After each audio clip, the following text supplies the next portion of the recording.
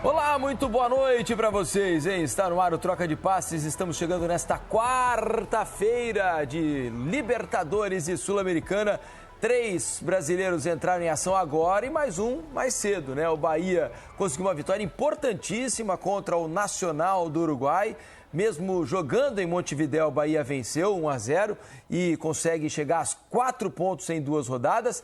Terminou agora no Maracanã. Surpresa, hein? O Central Córdoba ganhou do Flamengo 2-1. O Flamengo, assim, perde seu primeiro jogo na Libertadores 2025. Finalzinho de jogo lá no Allianz Parque, o Palmeiras vai vencendo o Cerro Porteño do Paraguai pelo placar de 1-0.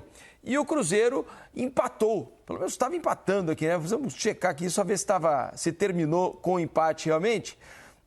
Empate entre Cruzeiro e... Você decorou o nome do time? Cruzeiro perdeu. Cruzeiro perdeu 2-1. Perdeu 2-1. O Mushuk Runa, esse foi o adversário do Cruzeiro. Hoje no Mineirão, absolutamente vazio, com portões fechados. Vamos começar a falar sobre o jogo do Flamengo. A derrota surpreendente no Maracanã, 2-1 para o time argentino. Convido a vocês aí de casa para participarem com a gente por meio da hashtag Troca de Passes. Vão lá no X, no Twitter, mandem as suas mensagens para a gente. Tá aqui, ó, hashtag Troca de Passes. Vão lá no X. Queremos ouvi-los, tá legal? Carlos Eduardo Mansur. O Flamengo perdeu em casa. A gente dizia ontem aqui que ele prometia não ser um jogo fácil. Afinal de contas, o Central Córdoba é o 6º colocado do seu grupo no campeonato argentino. Não seria uma baba qualquer que viria aqui ao Maracanã para enfrentar o Flamengo. E acho, Mansur, não sei se você vai concordar, apesar da derrota parcial por 2-0, por incrível que pareça, eu não acho que o Flamengo vinha fazendo um mau jogo no primeiro tempo. É claro que houve 2 falhas para que o Central chegasse aos 2 gols, mas o jogo parecia até fluido, o Flamengo criando oportunidades. Achei até que na primeira etapa o placar ficou pesado demais e aí ficou difícil correr atrás, mesmo depois das substituições, titulares entrando em campo, a entrada do Pedro, por exemplo, depois de 7 meses. Tudo bem, Mansur? Boa noite. Boa noite, Felipe. Boa noite, Alex, todo mundo que assiste o Troca. Eu concordo com um pedaço do que você falou. Acho que até sofreu o primeiro gol, o Flamengo tinha criado oportunidades para abrir o placar. Depois que toma o primeiro gol, aí eu acho que a atuação do Flamengo ela é muito ruim dali até o final do jogo. Diria da metade do primeiro tempo até o fim do jogo. O Flamengo toma o gol, estou até checando aqui, com 24 minutos, é isso, em que sai o lance do pênalti, que o Léo Pereira coloca a mão na bola. O que mais estranhei, inclusive, ali foi a demora para o VAR chamar o árbitro, né? Porque era um lance muito claro de pênalti. Mas dali até o final, a atuação do Flamengo ela é muito ruim. E curioso que ela tenha sido tão ruim contra um time que criava condições para um tipo de jogo que o Flamengo se sente confortável.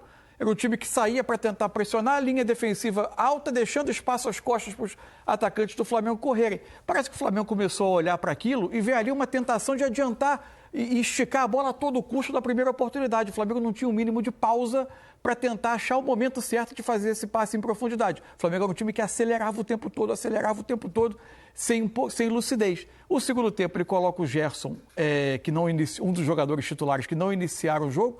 O Gerson entra, ele tenta dar um pouco mais dessa capacidade de pausar o jogo, mas nem isso resolveu. O Flamengo continua sendo um time muito apressado, afobado, e perdeu qualquer sentido de organização depois das últimas substituições, né? O Flamengo chega ao final do jogo, daqui a pouco a gente mostra até aqui no campinho como o Flamengo foi mudando ao longo do jogo, mas me assustou muito como o Flamengo foi um time afobado o tempo todo, perdeu todo o sentido de organização a partir da metade do primeiro tempo, perdeu ordem para atacar e isso refletia num time muito exposto atrás quando era contra-atacado.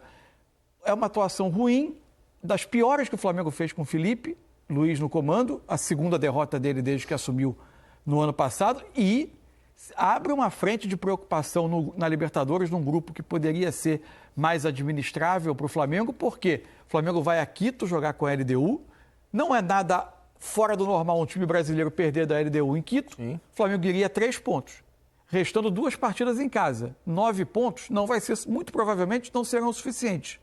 O Flamengo se veria obrigado a jogar contra o Central Córdoba na Argentina para buscar ou pontuar ou eventualmente até buscar a vitória. Se abre uma frente de preocupação inesperada muito cedo na temporada do Flamengo. Para dar informação, terminou no Allianz Parque agora, o Palmeiras venceu o Cerro Porteño 1-0. Ô, Alex, o quanto essa derrota do Flamengo hoje pode pesar, né? A gente sabe o quanto a Libertadores é cruel, né? A gente até imaginava que talvez o Flamengo fosse passear nessa primeira fase, né? Porque imaginávamos que o grupo em que está o Flamengo fosse mais acessível, eu diria, para que o Flamengo fizesse um primeiro turno bastante tranquilo. O problema é que a derrota de hoje dá uma complicada e provavelmente vai fazer com que o Flamengo vá buscar pontos fora nesses 2 jogos restantes longe do Maracanã. É isso, né, Alex? Boa noite. Boa noite, Felipe, Mansur, boa noite para todo mundo que está em casa. Esse exercício de repente, projetar aquilo que ainda não aconteceu pelo time que tem o Flamengo, acho que é normal e natural da gente pensar num passeio, já teve realmente, nos deu essa condição de poder falar isso. Só que se a gente for ver aquilo que de repente vem se arrastando da dificuldade de fazer gols do Flamengo, e desses 3 últimos jogos, eu acho que foi bem por aí que a gente acho que comentou sobre qual desses jogos foi o pior do Flamengo, vamos dizer, né? Porque realmente ele está num momento que não está, as coisas não estão fluindo, né? Individualmente, eu falo individualmente porque o coletivo, quando você tem um jogo assim difícil, você precisa assim de inspiração. É um drible, é um chute, é um movimento, e isso não aconteceu. E a gente pode olhar, você tem um domínio do jogo, nem sempre o domínio do jogo ele te faz ter mais chances claras ou com aquela possibilidade muito maior de vencer. O Flamengo sofreu 18 desarmes. Então isso mostra realmente uma boa marcação, sim, né, do central. E demonstrou, sim, porque na hora que chegava na beirada, o Flamengo chegava com pouca gente dentro da área, tentava terminar e o central estava super bem posicionado. Esse é o primeiro ponto. Só que do outro, o Flamengo também errou muito com isso, né? Acabou perdendo muitas possibilidades. A hora que você vai tentar construir algo, não acontece. E isso tem a ver com aquelas primeiras oportunidades do primeiro tempo perdida, porque realmente gera algo. Aí você vai lá, um pênalti que naturalmente ele não acontece, mas aconteceu. Uma bola parada, pode acontecer com qualquer time. Aconteceu. E aí depois realmente vem uma carga de pressão para esse time que é pressionado a jogar, a ganhar. Não questão de dar espetáculo, mas ganhar jogando bem. Ele tem essa condição, mesmo entrando sem Gerson, sem, né? Um ou outro ali, mas se você for ver o time que entrou, ele já tinha Wesley, condição. Pulgar e Gerson entraram. Você tinha condição de fazer algo melhor. Então, essa produtividade, ele gera um alerta, que esse alerta pode gerar preocupação, dependendo desse jogo em que é difícil você vencer lá. Esses 2.800 e poucos metros, ele te incomoda.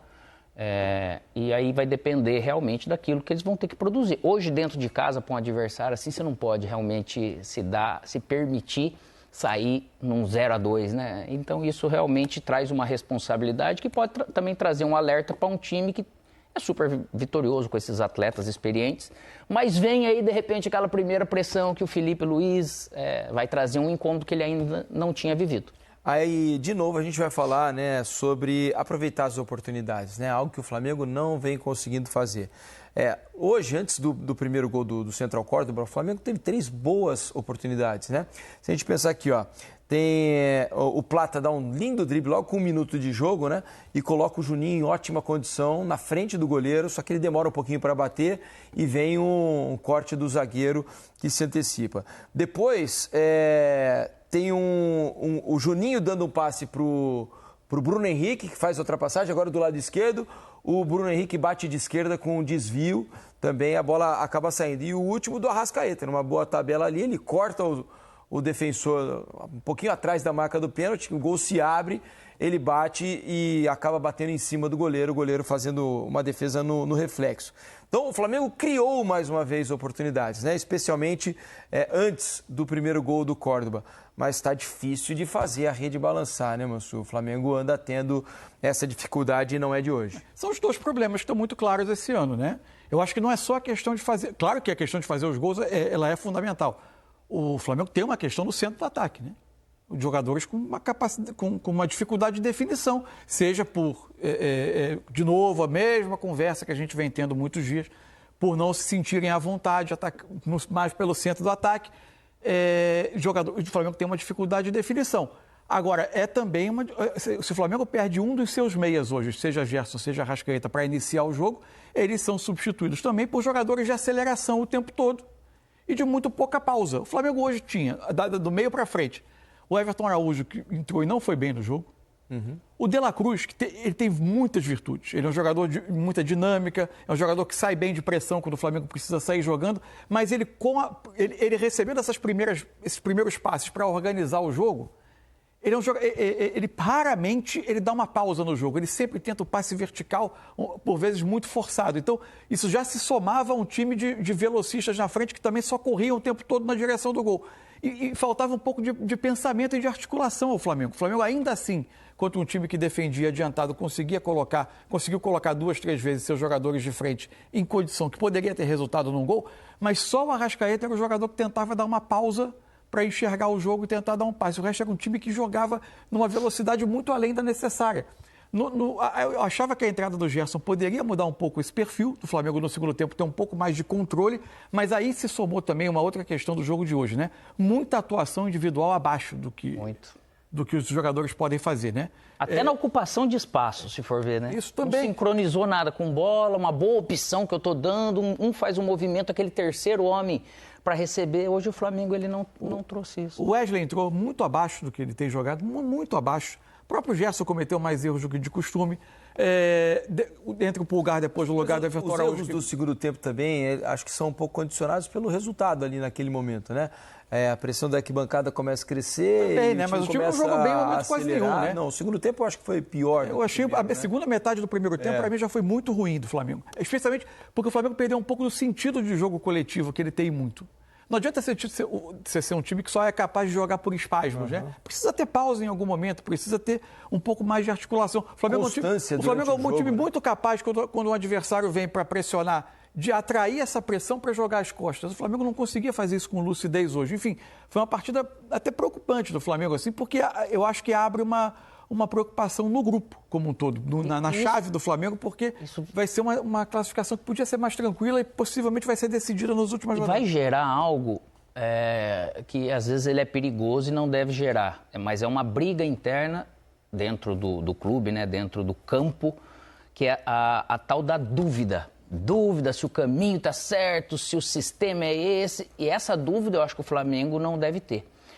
Só que, ao mesmo tempo, é perigoso para saber de que maneira vai atingir esse grupo, que mesmo sendo experiente, às vezes isso dura alguns jogos para você retomar, reencontrar o caminho ou encontrar um outro caminho dentro dessa proposta, que ele pode, de repente, ficar um pouco tarde, né? Porque vai lá, perde mais um jogo em casa, enfim, começa o Brasileirão, você toma agora mais uma derrota, alguma coisa desse tipo, que não é comum para esse time, tanto que ele perdeu muito pouco na mão do Felipe.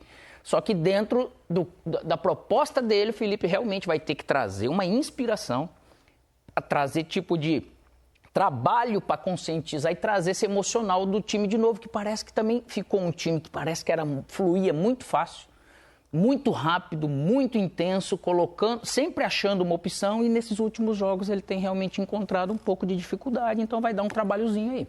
Sabe o que eu estava pensando aqui também, né? Porque já percebi que há torcedores criticando a escalação do Flamengo hoje, né? Do porquê de algumas trocas. Era inevitável fazer trocas e em algum momento, né? O calendário agora é insano e vai ser necessário em algum momento, seja no Campeonato Brasileiro, seja algum jogo da Libertadores, você fazer as trocas. E o Flamengo tem um grande elenco exatamente para poder fazer essas trocas com mais naturalidade. Por isso, hoje, o Wesley ficou no banco de reservas, o Pulgar também não iniciou, o Gerson, Michael hoje sequer participou, nem estava no banco, entrou, né? Não entrou. Deixa eu ver se ele estava no banco. O Michael estava no banco, hoje não entrou. Então, assim, as trocas são naturais. Agora, a questão de priorizar o Campeonato Brasileiro, Libertadores, nem sei se isso se faz por esse motivo, né? Lá atrás, me parece que já houve um posicionamento de que esse ano o Flamengo priorizaria o Campeonato Brasileiro, né? E acho que aparentemente está claro nisso. Eu acho que a questão do Flamengo, o Flamengo não vai priorizar o Campeonato Brasileiro, colocá-lo à frente da Libertadores e negligenciar a Libertadores. Claro. Acho que se há uma competição em que o Flamengo possivelmente vai entrar com times mais desfigurados do que hoje, vai ser a Copa do Brasil. Isso eu acho que vai acontecer pelo que está sinalizado. As prioridades são Brasileiro e Libertadores e a Copa do Brasil em seguida, como eu acho que é natural que seja. Em tese, é a competição menos nobre. Em termos de valor, de peso esportivo para a história do clube, de peso histórico, é a competição menos importante. Agora, mesmo assim, você tem um período longo do calendário que você está jogando de 3 em 3 dias, alternando Brasileiro e Libertadores. E os jogadores, os titulares, não vão poder jogar todos os jogos. Você vai precisar. Eu acho que é mais... fazer troca. Isso é absoluto. A gente vai precisar se habituar a isso nesse calendário. Eu acho que é mais aquela coincidência do momento, e eu estou jogando em casa, e por mais que você fale assim, o Central ele marca bem, se defende bem e tal, você também acredita que em casa você vai ter essa condição de entrar com alguns pro segundo tempo, de você fazer um jogo melhor que o Flamengo ele fez, por isso, no primeiro tempo. Só que o negócio virou. E eu acho que são muitos jogadores, o Mansur acho que trouxe isso, é um negócio para refletir, eu acho que é importante, são muitos jogadores abaixo individualmente. Tanto que a própria zaga, se for ver, cara, sempre deu uma sustentação absurda nesse sentido e hoje toma 2 gols que você fala, poxa, não é comum. O segundo gol não é normal a forma como o Flamengo defendeu mal aquela bola parada. Isso, então deu uma dormidinha, que essa dormidinha ele dá. Não tem como você jogar um jogo em casa da Libertadores e falar, eu vou poupar pro brasileiro, isso aí não existe. Só que coincidiu de um jogo, ele falou, aqui eu preciso dar uma segurada. Isso foram 3 jogadores, gente. Não dá para imaginar, o Flamengo vai receber o Central Córdoba no Maracanã. Por mais que seja um time argentino que está no meio de tabela do Campeonato Argentino, que não, obviamente não vai ser um time primário que vai chegar no Maracanã, mas você precisa esperar que com o elenco que está montado, que é possível. Eu acho que a discussão não está na formação. A discussão está sim, não na formação para o jogo, está na formação do elenco. A formação do elenco, que tem questões que a gente vem apontando desde janeiro, ela sim, em muitos momentos, está fazendo o Flamengo pagar um preço. O Flamengo tem dificuldade de definição de jogos e o Flamengo tem dificuldade de articulação quando não tem Gerson e Arrascaeta juntos. E hoje teve dificuldades até com os dois juntos em dado momento, porque aí sim, com a pressão do placar, do peso do estádio e tal, começou a ser um time ainda mais apressado do que lúcido. E chega ao final do jogo com uma formação... Felipe, vai vendo, Mansur, você vê que de repente o Flamengo gerou tão pouca surpresa nesse sistema defensivo que muitas vezes o Central ele conseguia sim dobrar essa marcação. Né? Porque entre as linhas, raramente você vai dar chance para um time talentoso igual o Flamengo. Mas a bola ela vai ter que entrar. E aí vai ter que ter o terceiro homem, o quarto homem, aquela questão que o Felipe sempre falou. Preciso ter 2 caras infiltrando. E isso não aconteceu. Esse time que está se defendendo assim, ele começa a se sentir seguro dentro do jogo. E esse seguro dentro do jogo, por quê? Porque essa parte de criatividade desse time, ele vai sempre naquela mesmice que você está fazendo naquele ritmo, você não alterna ritmo, não tem um drible, você não consegue criar nada para falar assim, poxa vida, aqui ele me enganou porque ele estava fazendo assim e agora ele mudou. Então é isso que facilitou um pouco esse sistema de marcação e esse time do Central ele foi ganhando cada vez, foi se enchendo de confiança cada vez mais. Mas você sabe que vendo o jogo ali, especialmente no primeiro tempo, antes até do gol do Central, eu imaginava, falou, poxa, o Flamengo vai vencer com alguma tranquilidade, porque... A transição defensiva do Central era uma lentidão absurda, né? Em diversas oportunidades, o Flamengo teve a oportunidade de atacar 5 contra 5, 6 contra 6, 4 contra 4, porque o time do Central demorava muito para voltar quando tentava atacar o Flamengo. Só que sempre as decisões ali dos jogadores acabavam não sendo as melhores e o Flamengo desperdiçava essas oportunidades de, inclusive, finalizar.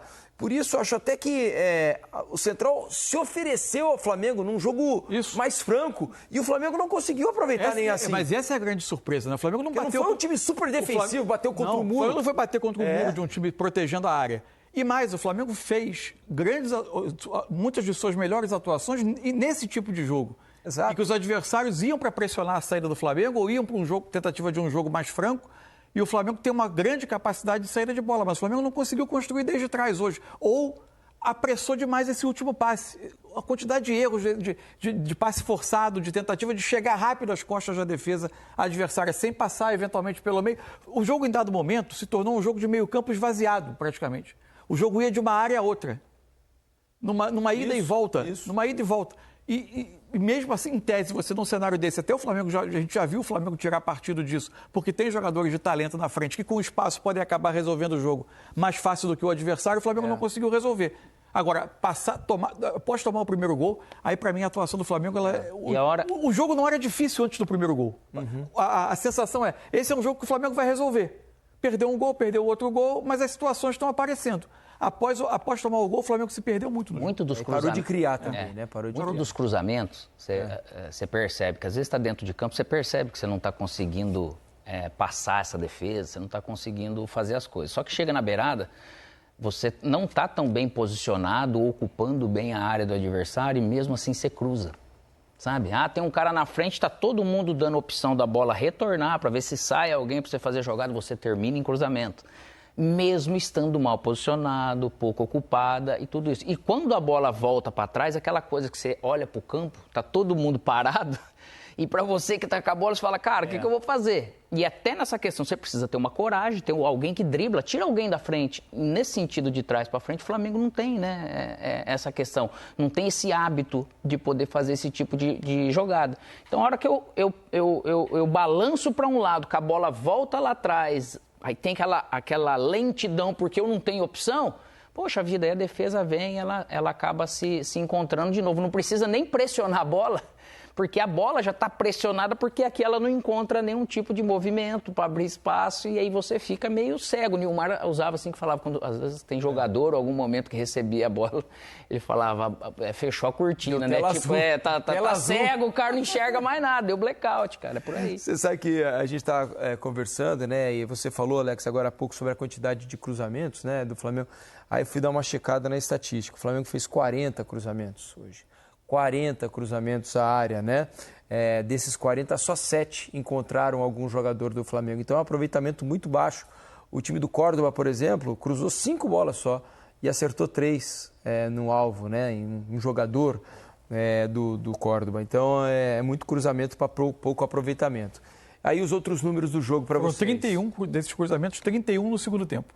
Então, especialmente depois que juntou Pedro e Bruno Henrique como dupla na frente. Normalmente, excesso de cruzamentos é um sinônimo de falta de lucidez. Falta de lucidez, de pressa, de tentativa desesperada. E outra, cara, você pensa que não, insegurança. Você tocar a bola, medo de perder a bola. Isso em alguns jogos, em alguns momentos, dá medo sim de você errar, cara. Então é mais fácil eu meter a bola lá.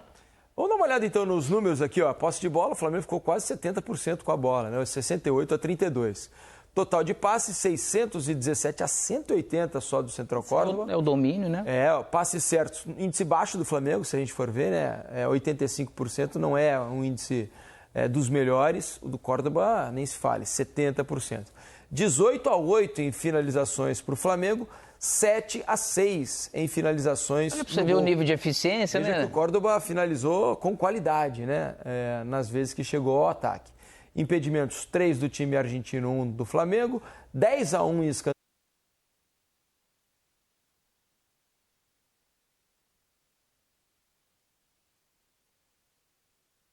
escanteios para o Flamengo, 6 desarmes a 18, esse é o dado citado pelo Alex agora há pouco, né? Faltas cometidas 11-13, 2 cartões amarelos para jogadores do Flamengo, 4 para o Central Córdoba. E olha o mapa de calor do Flamengo, né? Veja como o Flamengo explorou muito as pontas do campo, mas do lado esquerdo quase não chegou à linha de fundo, né, Mansur? Ficou ali naquela zona intermediária, né? Especialmente no segundo tempo teve a presença do Wesley para ter mais passagem por ali. Mas sim, você vê que o jogo quase todo está concentrado dos lados, né? O Flamengo, o trio de ataque do Flamengo que iniciou o jogo é um trio de jogadores que participa pouco na construção, né? Eles são jogadores que estão o tempo todo pesando a linha, o Juninho também fazendo às vezes o movimento do centro do ataque para o lado para tentar buscar a bola.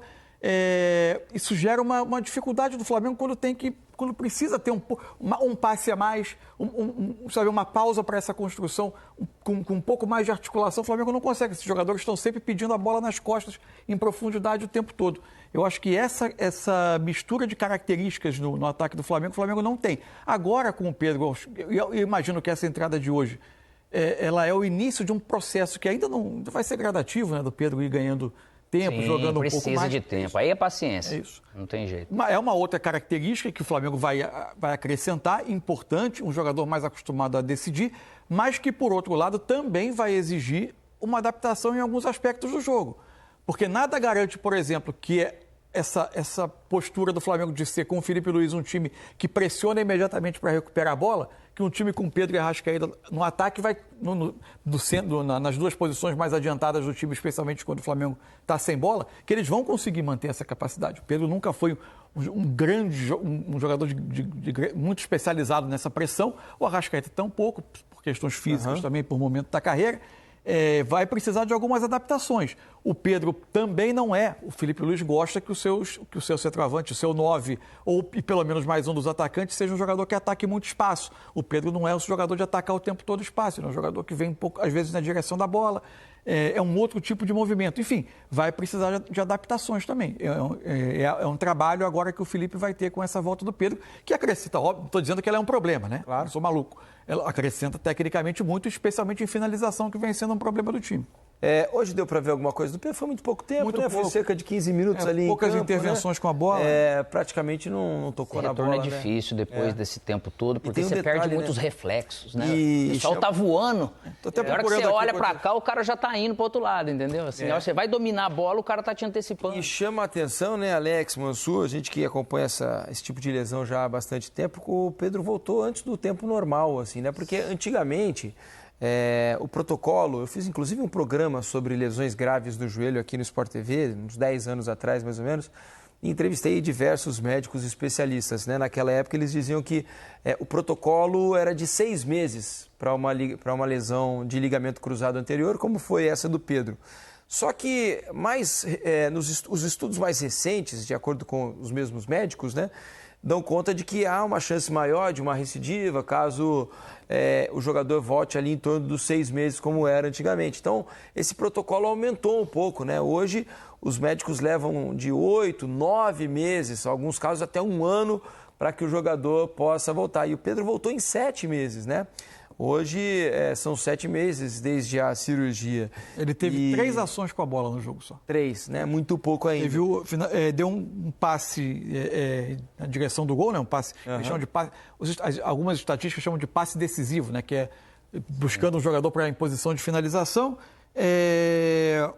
E deu outros 2, deu ao todo 3 passes, 2 deles completos, não finalizou. E o que é muito natural, cara. Então, assim, aparentemente, né, Alex e Mansur, os médicos conseguiram acelerar de alguma maneira aí esse processo para que ele ajudasse o Flamengo mais rapidamente. A gente tem que entender que de um para outro tem essa diferença. A readaptação a todos os movimentos, ao ganho da sua massa muscular, massa magra, a sua condição de ganho de força de novo e todas as adaptações para todos os movimentos. Né? O pessoal, já numa parte mais antiga, assim, que pega ali dos Estados Unidos, vamos dizer, eles sempre defenderam algo de 8 a 10. Por quê? Porque tem uma readaptação biomecânica que você coloca um enxerto ali no ligamento. Então você ganha força. Teve jogador que com 5 meses, quantos a gente viu voltar a jogar? Não teve problema e teve outros que tiveram. Então, para ter um cuidado, de repente, um pouco a mais com essa readaptação biomecânica por causa da recidiva. Se ele voltou com 7 meses, é óbvio que pela competência do pessoal do Flamengo ele está apto. Isso não impede que ele tenha risco de outro tipo de lesão ou da mesma lesão, tomara a Deus que não, por causa disso. Então, realmente, desde a cirurgia, tudo que ele fez, ele conseguiu realmente, eles, né, conseguiram chegar num ponto para agora estar entrando em campo. Então, eles ganharam um certo tempo. Só que no futebol, às vezes você pensa que você está ganhando tempo, mas você também está dando um passo muito adiantado. Aí tem alguns riscos de outras possibilidades, que tomara que não aconteça com o Pedro, mas ele vai precisar realmente de mais dias, de mais jogos, para poder se sentir natural de novo. É isso aí, tomara que ele volte à grande forma, né, que estava antes da lesão. Deixa eu mostrar aqui, pedir para colocar de novo a classificação, né, que a gente não destacou como é que está o grupo. Lembrando que está rolando agora o outro jogo do grupo, né? Lá em Quito, a LDU está empatando com o Deportivo Táchira 0-0. O jogo começou às 11 da noite, isso. Então, nesse momento, o jogo está no intervalo. Nesse momento, com o empate lá de Quito, um empate ainda provisório, né? O Córdoba está na frente com 4, Flamengo 3, LDU 2, Táchira 1. Esse empate, por enquanto, está ajudando o Flamengo em termos de classificação. O curioso do jogo é que o Táchira finalizou mais que a LDU e o XG, os gols esperados do Táchira, são o dobro da LDU no primeiro tempo. E vou te dizer mais, inclusive, aparentemente a LDU está com problemas para jogar em casa, porque eu fui dar uma olhada nas estatísticas, né, para dar uma olhada no Córdoba antes do jogo contra o Flamengo, o Córdoba também foi melhor. pelo menos eu não assisti o jogo, Do 0-0 da primeira rodada. nas estatísticas, o Córdoba teve mais finalizações, ficou mais com a bola. Mas foi na Argentina o jogo. Hã? O jogo foi na Argentina. Na Argentina. Mas o Córdoba também foi superior. 17-5 à LDU. finalizações. Gols esperados, Exatamente. 1,32 do Central Córdoba, 0,3 da Mas aí que LDU. tá o A LDU detalhe. já tinha tido bastante problema na primeira O rodada. maior problema não é somente você olhar a tabela agora, porque a tabela, o grupo ele é, de certa forma, favorável ao Flamengo, né? Nesse sentido. Então, você fala, mas o risco agora de não classificar... Né? Nós não estamos falando isso, nós estamos questionando mais o rendimento. É lógico que depois ali, se o Flamengo Não, a que está questão- acima... mas eu acho que eu acho que tem uma coisa que é palpável, assim. Não é fácil para equipes brasileiras jogar contra a LDU em Quito. Certo. Não pela questão técnica, também pela questão técnica, mas principalmente pela questão da altitude. Não é um resultado anormal. Então, o Flamengo se vê numa situação em que um resultado que está longe de ser anormal pelo histórico, colocaria o Flamengo pendurado numa situação muito difícil, podendo estar fora da zona de classificação na virada da metade da primeira fase. E vai ser importante recuperar essa derrota, esse ponto perdido em casa, você vai ter que recuperar fora. Ter que recuperar. De alguma Ainda maneira. só lembrando, né, que o Flamengo tem total condição de, contra qualquer um desses adversários, Claro, vencer fora pode de ganhar. casa. Só que a gente aí vem a questão também, que esse nível de time do Flamengo, você já tem que pensar em fazer uma campanha para ser das melhores. Né? Para você poder ter algum decidir em benefício. casa mais pra frente. E aí isso de repente já O Flamengo atrapalha. pagou esse preço nas duas últimas Libertadores com E campanhas que não é fácil. ruins ou piores do que se esperava na primeira fase, decidindo fora e ficando fora no mata-mata. Dando uma passada aqui na hashtag Troca de Passe, que vocês estão chegando aqui com a gente ao programa e acompanhando os nossos comentários aqui. Ó, o Galhardo Braga diz, faltou profundidade para o Mengo. Jogo muito centralizado. Abraço aí, Felipe. Obrigado, Galhardo. Mas no segundo tempo jogou muito por fora, né? Acho que faltou jogo por dentro na segunda etapa. Que faz parte, porque Foram o time, muitos cruzamentos. os times né? normalmente vão marcar o centro e deixar essa beirada, mas às vezes você faz essa beirada para finalizar por ali ou para tombar de um lado e você conseguir entrar de uma outra maneira. O Biel faz uma provocação aqui pra você, Mansur. Olha só. Cadê a super máquina do Felipe Luiz que o Mansur vive bajulando? Todo início de ano superestimam esse time por causa do fraquíssimo Cariocão. Aí a realidade vem quando a temporada começa de fato. E olha, tem que defender o Mansur aqui, porque o Mansur sempre diz sobre... Os problemas de hoje a gente está falando desde a formação do elenco em janeiro. E sobre medir bem os adversários enfrentados no Campeonato Carioca, né? Então, nunca ninguém disse sobre super máquina, só dizíamos que o Flamengo estava jogando bem. Né? Os elogios... Quem joga bem, joga bem. Quem joga mal, joga mal. E outra, mas os elogios ao trabalho do Felipe eram pertinentes pelo aquilo que o Flamengo produziu desde que ele assumiu. Não é um jogo que desfaz o conceito de um trabalho. Tem nada a ver. É isso. Daqui a pouco eu leio outras mensagens de vocês aqui. Vamos trazer também, assim que possível, a entrevista do Felipe Luiz, eventualmente de jogadores lá do Maracanã, tá?